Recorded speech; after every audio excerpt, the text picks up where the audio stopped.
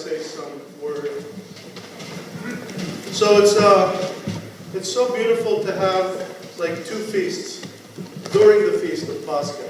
So I like this, even though somebody told me, said, oh, maybe we shouldn't do it every year. But I think we want to do it every year. I don't care if it's only two priests who come. Today we have our dean from Twin Falls, Father Michael Habib, who served as the Prostamanos. Father Michael, you know, he's a young priest, but he has an old spirit. He's like, in the best sense of the word, you know, like he's got a certain je ne sais quoi. How's that? Oh, see? Okay, and of course you know Father Tikhon here.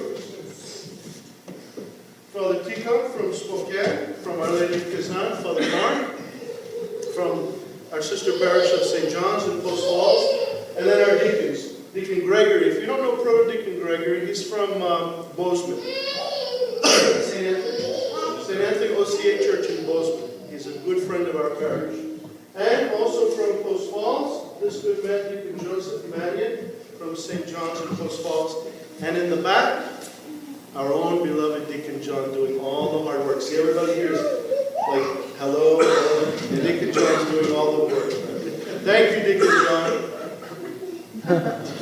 Christ is risen.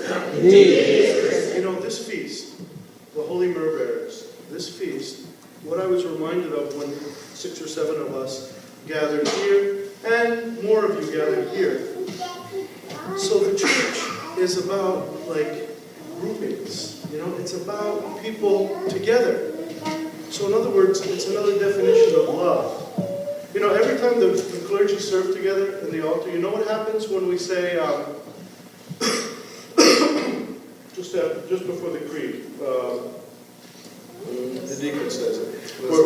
Let us love one another. Yeah, that's exactly what I want to talk about. Let us love one another, that with one mind we may confess. And then all the priests, you know, they grab each other like this. Christ is risen during Pascha. Christ is in our midst during the rest of the year. And we greet each other. Why? Why do we say that like a second before we say, I believe in one God, etc.? Because if you don't love each other, especially like we're gathered here, and you're gathered here at the Eucharist, right?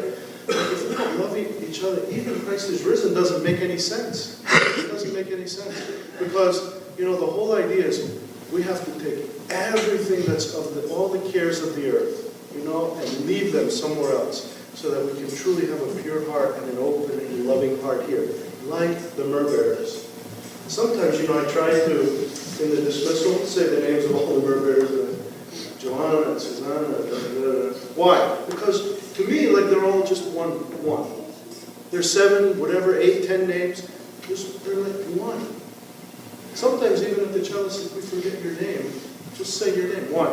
Because you are a child of God. Everyone could say child of God, pilgrim of God, loved, beloved of God. You know, but your name is important too.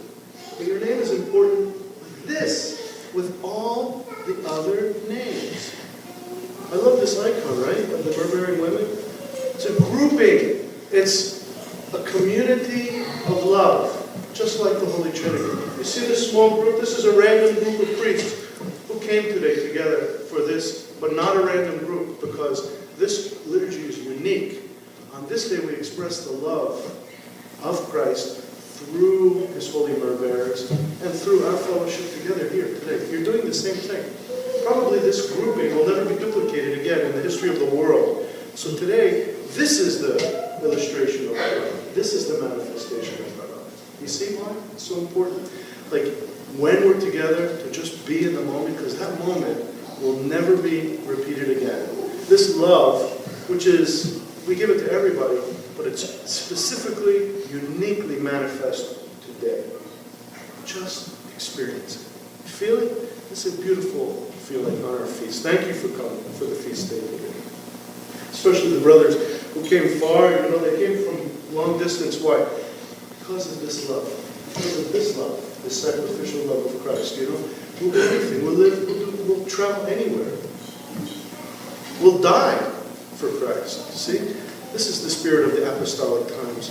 And I like that we catch that spirit, especially during this time of Pascha. So thank you again for this sacrificial giving of your Saturday.